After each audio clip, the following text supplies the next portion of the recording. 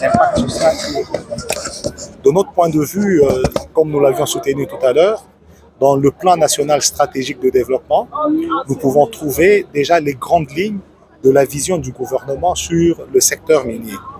Maintenant, il y a peut-être eu une cassure entre le plan national stratégique de développement et les plans de développement locaux qui sont développés dans toutes les ETD.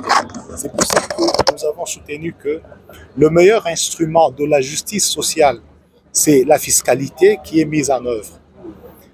C'est par la fiscalité que le gouvernement a l'argent du secteur et redistribue par la dépense publique à la population.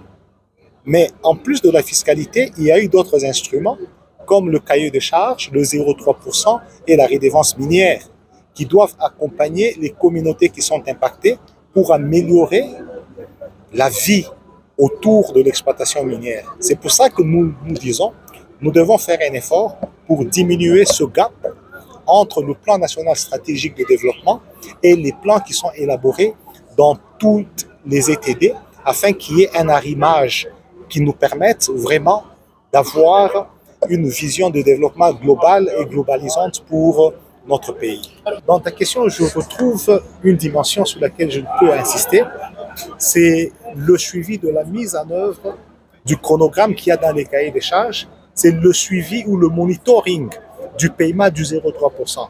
Je l'ai dit tout à l'heure, nous avions milité pour que cet argent reste dans la communauté. Est-ce qu'on a fait le même effort pour que nos communautés soient formées, pour que ceux qui gèrent connaissent que ce sont les fonds publics, ça se gère suivant la loi relative aux finances publiques. Une dépense doit être propre, ça doit respecter les 4 étapes de la dépense. Est-ce que nos communautés ou nos chefs des ETD le savent? Donc c'est là qu'on a fait d'abord le premier péché.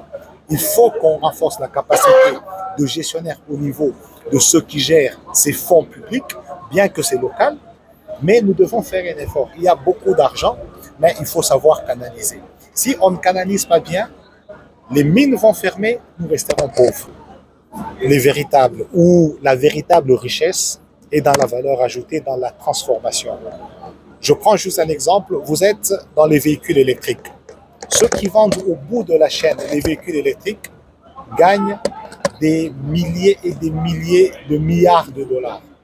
Mais nous qui sommes dans la production, on est à peine autour de 10 milliards que nous partageons.